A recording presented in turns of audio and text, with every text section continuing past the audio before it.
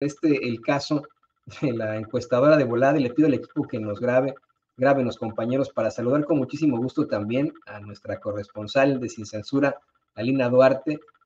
Alina, te veo, te escuchamos. ¿Cómo estás? ¿Cómo te va? Bienvenida. Hola, ¿qué tal, Toño? Pues bien, aquí feliz de estar nuevamente con todos y todas ustedes y listas para hablar sin censura. Pues, ¿qué te parece que empezamos con ese tema, el de esta encuestadora? Desde hace ya un par de meses, aquí en Sin Censura, el reportero independiente Julio C. Roa nos presentó pruebas de cómo es que la encuestadora Rubrum y México Elige, que insisto, por alguna razón siempre se ponen el nombre de nuestro país, mancillándolo siempre, ¿no? El nombre, los fachos, ya saben, México Unido, Unidos por México, México Libre, ¿no? De Calderón y etcétera, siempre le pone el nombre de nuestro país a los más fachos de los fachos.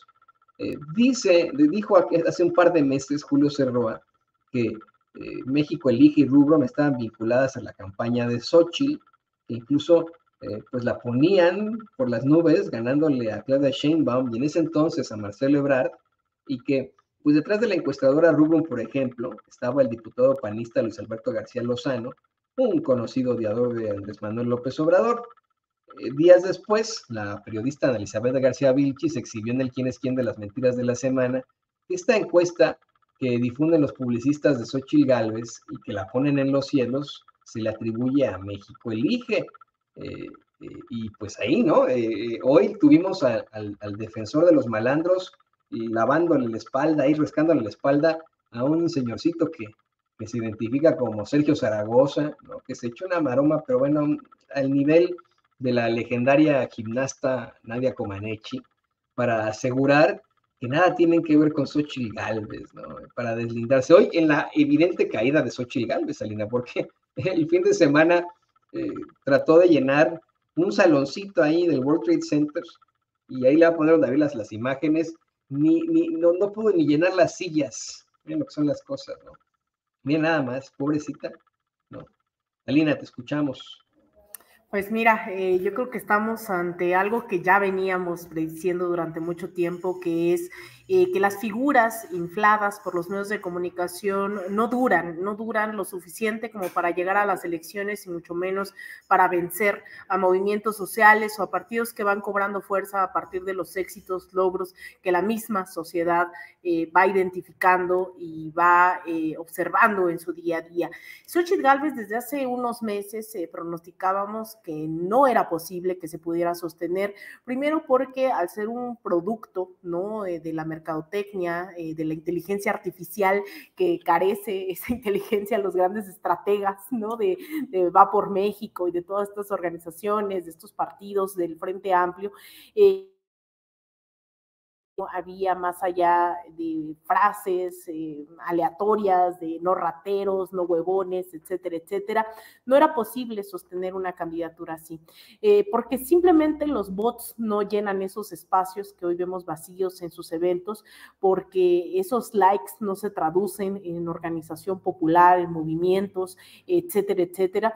Y hoy vemos una crisis del Frente Amplio, pero también de esas oligarquías que le han apostado a competir por la vía electoral disfrazados de grandes demócratas. Esas organizaciones, esos partidos no han encontrado una forma, y eso yo lo celebro, evidentemente, ¿no? A mí lo que me preocupa es que encuentren esas fórmulas. Yo creo que se están evidenciando en esa crisis absoluta ideológica, política, que no han sabido disputar durante los últimos más de 5 años, porque justamente Morena, el presidente López Obrador, llega a Palacio Nacional, dado que hay una ausencia programática de estas derechas, toda la maquinaria mediática, judicial a su alcance, no pueden sostenerse como partidos, no pueden sostenerse como proyectos independientes, etcétera, etcétera. Entonces, estamos viendo a una derecha en franca descomposición, hundimiento político, ya Hemos visto el acabose, algo que generacionalmente a lo mejor ni siquiera estaba yo lista todavía para ver la desaparición del PRI y que ahora ya no está en el horizonte. Vemos a un PAN que no logra salir de esas élites que sostuvieron durante las últimas décadas a un partido de ultraderecha disfrazado, insisto, de demócrata.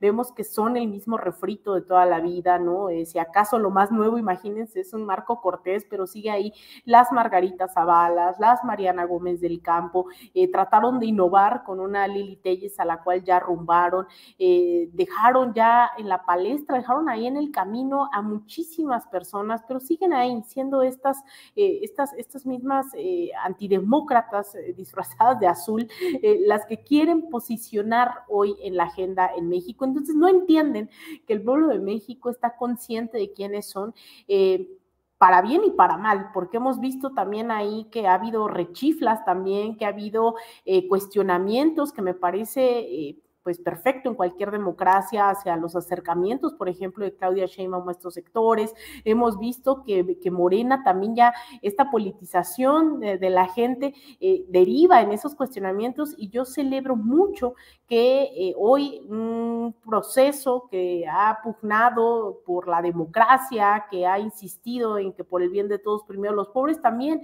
la gente se sienta con el derecho y la obligación de ser partícipes de esa conformación.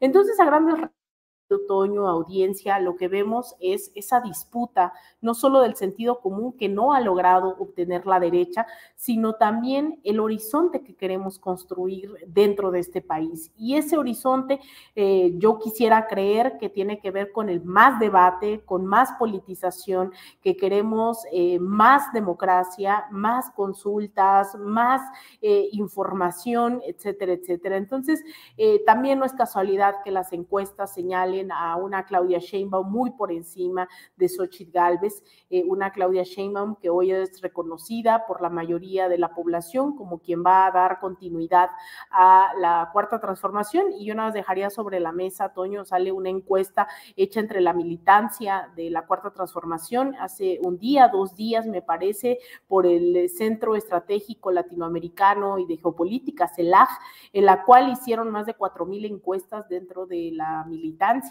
de Morena. Se las voy a pasar para que la tengan ahí a la mano, y habla, ¿no?, de cómo identifican a Claudia Sheinbaum, cómo identifican a Marcelo Ebrard, a Mario Delgado, a Citlali Hernández, etcétera, etcétera. Pero es muy interesante, porque hoy la gente, pues yo quisiera creer que en algún otro momento predominaría el no sé, o el no me importa, o el no contesto, y la ciudadanía está contestando, y está contestando con respaldo hacia la cuarta transformación. Y creo que por ahí va el seguirnos informando, el seguirnos organizando y el seguir teniendo estos espacios donde la audiencia pueda acudir sabiendo que tenemos herramientas y tenemos argumentos, o al menos queremos compartir otros puntos de vista que no salieron durante décadas ni en Televisa, ni en TV Azteca, u hoy en Latinus, etcétera, etcétera. Alina, ¿qué te parece que cambiamos de tema para uno bien controvertido y que es a veces hasta difícil de tratar en mesas de diálogo, mesas de análisis? Le pido al equipo que por favor nos grabe. Yo le quiero decir a usted que tenemos planeado unirnos a una transmisión con el maestro Alessandro Pagani para hablar también del tema en el conflicto Israel-Palestina, y no hemos podido concretar la llamada, no hemos podido enlazarnos con el maestro, a ver pues, si podemos hacerlo después. Pero si hay alguien también especialista en este tipo de temas geopolíticos, es Alina Duarte, y me gustaría también escuchar mucho su opinión, puesto que este micrófono, insistimos, es micrófono de todos. Así como hace rato abrimos el micrófono a una voz que estaba evidentemente a favor del Estado de Israel y lo cuestionamos por la cantidad exorbitante de violaciones a los derechos fundamentales de ese Estado, también tenemos que escuchar las voces del otro lado de la palestra. Y pues hoy, efectivamente, dándole un contexto de esta situación, el presidente López Obrador habla de no tomar partido, evidentemente en el caso de México, sino de buscar la paz, que es en todo caso la idea que tenemos aquí en Sin Censura. Aquí en Sin Censura tampoco tomamos partido. Lo que nosotros vemos es por la paz, por la vida de las personas. Y el presidente habla de una solución pacífica de esta circunstancia.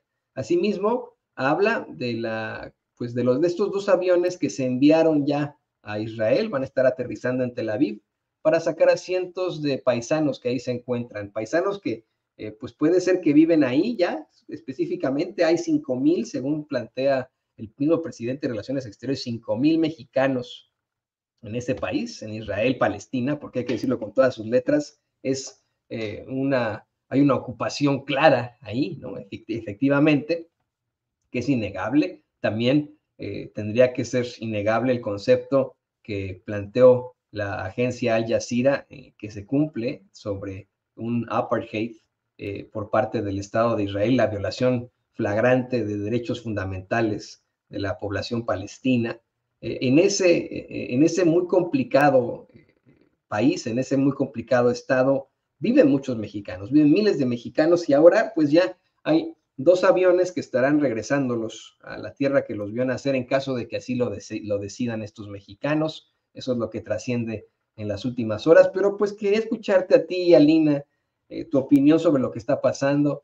Hace rato el compañero analista político y miembro de la comunidad judía en San Antonio, Texas, Anthony Garfunkel, nos decía que son los medios de comunicación los que están dándole la razón a Palestina. Creo que es todo lo contrario, honestamente. La mayoría de los medios corporativos tienen una tendencia muy, muy marcada hacia la realidad del Estado de Israel en un conflicto que, insisto, no beneficia a nadie. Aquí en Sin Censura voy a repetirlo hasta el cansancio, estamos a favor de las vidas humanas. ¿Qué opinas, querida Lina? Mira, es un tema sin duda, Toño, que a mí me hace mucho ruido, ¿no? Todo lo que está pasando hoy. En breve, si tengo la oportunidad, hablaremos con el diputado, que además no se sabe, hay un partido comunista en Israel. Espero poder hablar y compartir con ustedes parte de esta entrevista con Ofer Kasif. Esperemos les podamos tener estos detalles con alguien que evidentemente, siendo de Israel, ha militado también por la lucha palestina. ¿Qué está pasando ahí? Esto no es, sin duda no es nuevo, esto lleva varias décadas ante el silencio y la complicidad de mucha de la comunidad internacional, que alza la voz solo cuando hay asesinados de parte de Israel. Yo creo que esto tendría que haber parado hace mucho, y hace unas semanas escuchábamos al presidente Gustavo Petro en las Naciones Unidas diciendo que urgían conferencias de paz en torno a lo que pasaba en Ucrania y Rusia, pero también en Palestina e Israel.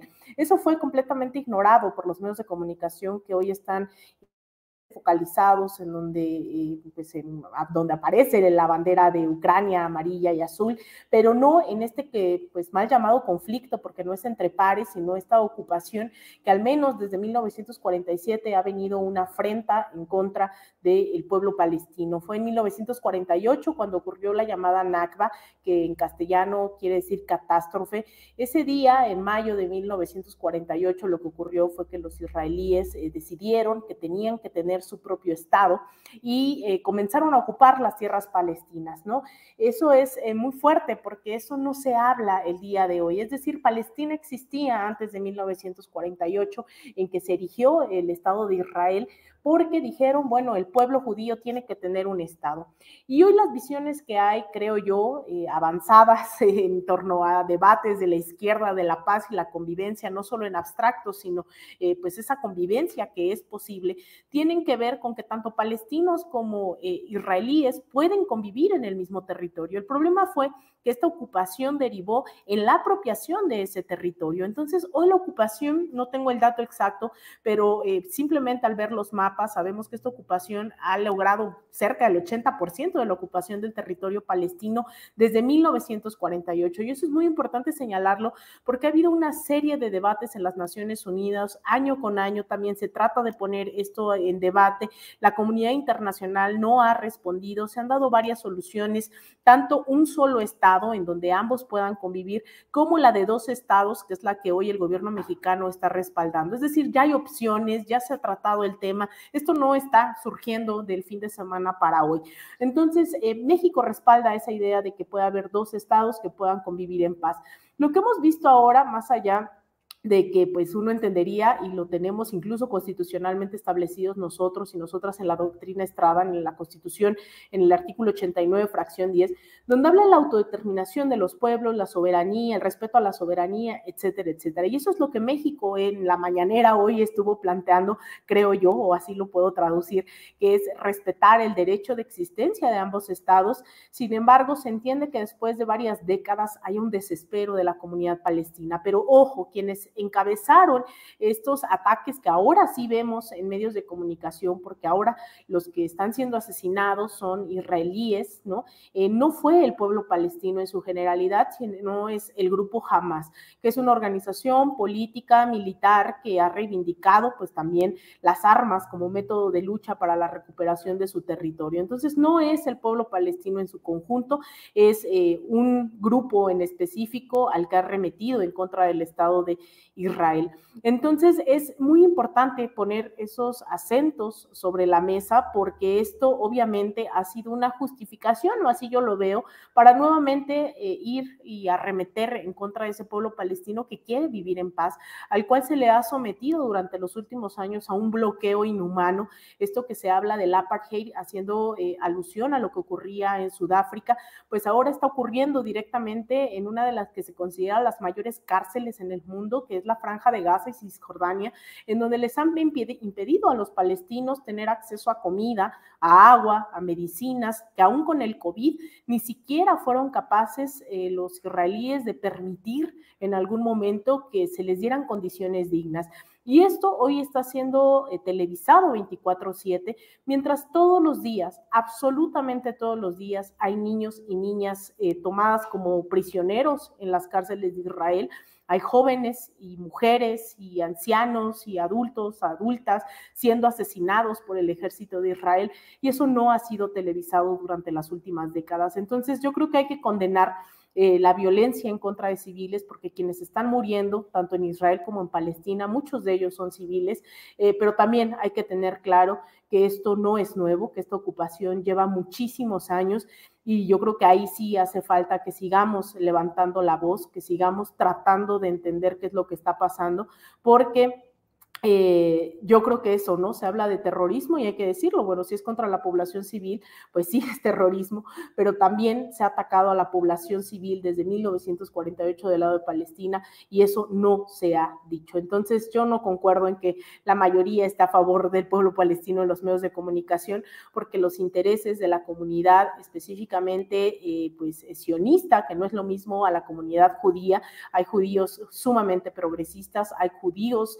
defendiendo el derecho de Palestina al territorio, hay judíos en Estados Unidos quienes nos ven, muchos de ustedes seguramente nos verán en Estados Unidos, saben, porque también estuve viviendo allá, que quienes llegan a encabezar las protestas en contra de las deportaciones, en contra de un aparato represivo como el Estado de Estados Unidos, en contra de los migrantes, son muchos judíos progresistas. Entonces hay que separar, no es lo mismo ser judío a ser sionista y querer quitarles el territorio, ocupar sus territorios, acabar con la posibilidad de una vida digna para las y los palestinos. Entonces es un tema complejo, pero creo que siempre es buen momento para alzar la voz y también pedir el respeto a la soberanía y a la autodeterminación del pueblo palestino. No, en definitiva, qué bueno que lo mencionas. Le voy a pedir al equipo que nos grabe.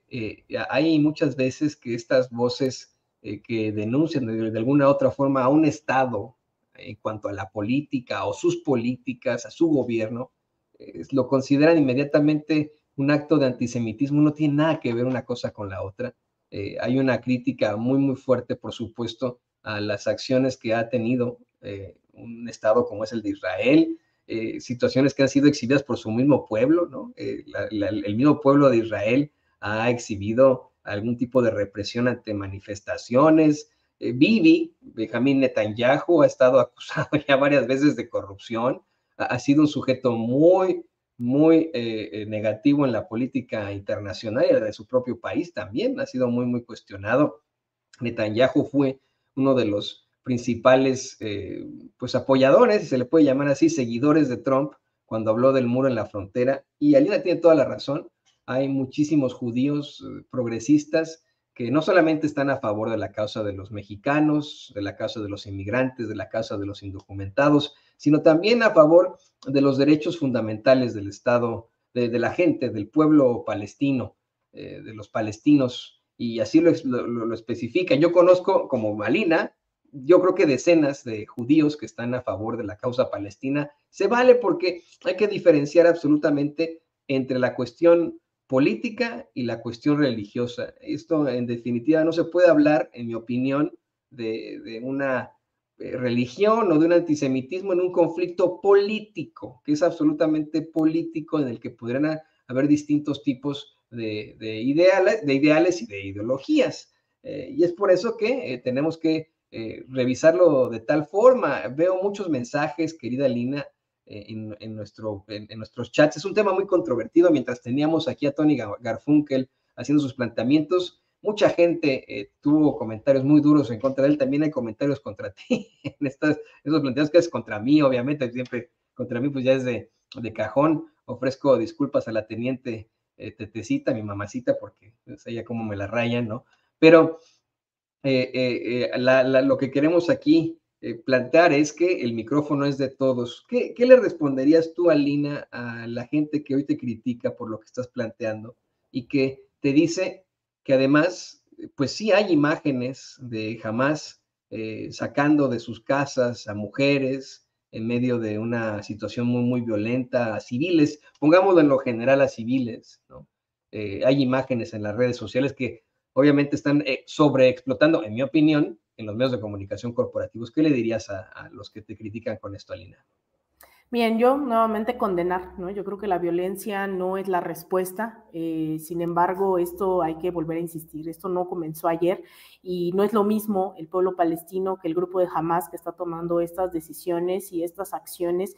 Sin embargo, esto ha ocurrido del otro lado durante décadas, ¿no? Y esas imágenes no salen porque entonces, si esas imágenes del trato del ejército israelí, cómo tratan a los niños, cómo destruyen las casas para ocupar esos territorios, se hacen virales, pues entonces eso no les daría el financiamiento que tienen de Estados Unidos, ¿no? Porque justamente la idea de que financia Estados Unidos tanto a Israel militarmente o que lo respalde tanto políticamente tiene que ver con sus intereses ahí. Entonces, yo creo que nadie en su sano juicio está pidiendo que esto continúe, al contrario, yo por eso planteaba que hay dos opciones sobre la mesa en las cuales creo ambas tienen que ver con el respeto a la soberanía y la autodeterminación de los pueblos. Creo que cada quien está en su derecho de ser judío, musulmán, eso es totalmente incuestionable, en ningún momento creo que ese es el asunto. El tema es que ser uno o ser otro no está por encima del resto de la población. Entonces yo creo que si somos seres humanos que queremos pugnar por la vida, por la justicia social, que estamos aquí, muchos, supongo que quienes están leyendo esto tienen que ver con que apoyan la justicia social, el movimiento de la Cuarta Transformación. Eso es lo que hay que pedir en el resto del mundo. Hay que tener esa conciencia internacionalista para pedir una paz. Y una paz no solo en abstracto, sino una paz con conciencia histórica, porque yo creo que así era la Biblia, que es lo que están citando en el chat, que el pueblo judío tiene derecho a esas tierras, sí, pero no por encima de absolutamente nadie, ¿no? Uno puede vivir en Xochimilco sin querer acabar y ocupar las tierras de Iztapalapa, y uno puede vivir que es justamente cómo nos arrebataron nuestro territorio también en el norte, y eso hay que entenderlo. Uno puede vivir en este continente en paz, pero al final el ocupar territorios, el acabar con la vida digna de los otros y las otras, creo que eso nadie tiene derecho, ni aquí, ni en China, ni en Rusia, ni en Palestina, ni en ningún otro lado. Y eso es lo que hay que seguir impulsando, la vida digna para absolutamente todos y todas, sea Palestina, sea Israel, sea la tierra mapuche, sea la tierra de los wixárikas, las tribus yaqui, la restauración de sus derechos plenos. Creo que eso es el trasfondo de todo esto. Entonces, yo creo que aquí no podemos usar el nombre ni de Dios ni de absolutamente nada para seguir haciendo una guerra, para seguir justificando sangre en lo más mínimo. Entonces, ahí yo creo que hay que seguir militando en el internacionalismo, en la solidaridad, en la paz y la justicia social, que el hecho de ser de una u otra religión no significa que es mejor o peor que otra, sino que todos, siendo y haciendo uso de la razón, podemos convivir en paz. Y esa es, creo, mi postura en torno a cualquier conflicto. Creo que tenemos hoy las herramientas, sea de diálogo, sea de negociaciones, para establecer que nadie es superior a nadie. Eso ya lo vivimos durante la Segunda Guerra Mundial, eso ya lo vivimos en el apartheid en Sudáfrica, eso ya lo vivimos con la colonización en toda América Latina, y no tenemos por qué seguir avivando esas injusticias, esa desigualdad y esos proyectos de muerte. Yo creo que tenemos que ahondar más sincero, en una franca solidaridad con el otro, con el prójimo y con quien sea, ¿no? Para poder llegar a una vida digna. Oye, insistimos hasta el cansancio. La que plantea Lina es absoluto. Hay que buscar la justicia por sobre todo, la igualdad, la paz social. En definitiva, no estamos en desacuerdo con un pueblo, todo lo contrario, siempre nos hemos solidarizado con el pueblo judío, nos solidarizamos con el pueblo palestino, por supuesto, ¿no? Ante este tipo de circunstancias. Hablemos de política y hablemos de cómo es que muchas veces hay ciertas naciones que se aprovechan de otras, cómo es que hay ciertos políticos que se aprovechan de otros, cómo es que también el público no está muy a favor de ciertas causas y ciertas circunstancias. Así que, pues todo eso queda sobre la mesa. Lo que sí es innegable es que hay diferente tipo de consideración, si se le puede llamar así, en cuanto a las cualidades de derechos para las personas en el Estado de Israel. La verdad, eso no lo pueden negar ellos. No pueden negar que los palestinos tienen muchísimos menos derechos que ellos, derechos políticos, derechos en lo general que ellos, ¿no? No pueden negar siquiera que los que están con los palestinos que son ciudadanos israelíes, son muy, muy pocos, también son ciudadanos de una cualidad distinta. No se puede negar tampoco que para que un palestino pueda andar en su propia tierra, y es por eso es que la agencia Al Jazeera lo especificaba como una apartheid, para que un palestino pueda salir de cierto u otro estado, ya sea la Franja de Gaza, ya sea Cisjordania y etcétera, tienen que tener una especie de documentación que hasta tiene distintos colores, imagínense, y en el que pues en su propia tierra no tienen libre acceso a distintos estados, imagínense, ¿no? Eso es a todas luces pues una circunstancia abusiva y que va en contra de nuestros derechos fundamentales. Por eso es que qué bueno que así lo menciona Lina, no confundamos nuestras ideologías, ideales, incluso religión o simpatía por los pueblos del mundo con cuestiones meramente políticas e infames de políticos que siempre serán así, ¿no? Para ellos o sea, no es su gente, son los políticos. Y querida Lina, me dio muchísimo gusto que pudiéramos platicar de esto aquí en Sin Censura. Te voy a pedir, por favor, que también nos compartas tus redes sociales para que te sigan gritando, pero ya más al ratito ahí, por el reino de Xochimilco, en donde tú sí eres reina y donde se respira siempre esa democracia y esa libertad. Pues mira, ya hasta me están diciendo que es como si me corrieran de Xochimilco y no pudiera yo nunca regresar. Bueno, el punto es que en Xochimilco estamos construyendo solidaridad, estamos construyendo ese horizonte donde todos cabemos, muy claro. Hay que leer, justamente me invitan a leer, yo también les invito a leer. Bien, justamente esta mañana estábamos por acá con este libro de Noam Chomsky y de Ilan Pappé, en donde hablan justamente de todo esto. A mí no me gusta hablar por hablar y quien me conoce lo sabe, así que pues síganme aquí todos los días Sin Censura, y también en este nuevo proyecto que se llama De Raíz Media, en donde más tarde espero tengamos al diputado del Partido Comunista de Israel, así que no lo voy a decir yo, lo va a decir alguien que está en Israel y que está de paso acá por México, y tuve la suerte de contactarlo. Entonces no lo voy a decir yo, lo va a decir el diputado Ofer Kasif. Esperemos que esto también abra las puertas para un debate fraterno, así que en De Raíz-Media, vayan, suscríbanse a nuestro canal, que más tarde este diputado de Israel, del Congreso de Israel, esperemos que nos dé también esta luz sobre lo que está ocurriendo de primera primera mano. Y pues agradecerte, Toño, a ti, a toda la audiencia y a quienes ya veo que también ya se suscribieron en De Raíz Media, todo su apoyo y pues estoy abierta al debate, no a los insultos, así que quien quiera debatir, yo soy muy feliz de hacerlo, me da vida hacer eso, así que les mando un abrazote a ti y a toda la audiencia y al equipo, evidentemente, de Sin Censura. Un abrazo para ti, querida Lina, siempre mi admiración por ser una periodista militante, congruente sobre todo, congruente con lo que haces. Estamos muy, muy orgullosos de ti, toda nuestra admiración. No puedo esperar esa entrevista con Ofer Kasif, ¿no? A quien conocemos por sus comentarios, por sus planteamientos. Por favor, pásanosla tan pronto la tengas aquí. Pues claro que sí. Con todos los altavoces de Sin Censura y te agradecemos, querida Lina. No, hombre, gracias a ti, querido Toño, y nuevamente saludos a toda la audiencia y nos vemos aquí en Sin Censura y en De Raíz Media. Un abrazote. Un abrazo. Paz, siempre. Paz y amor. Paz, paz, paz. Y amor también.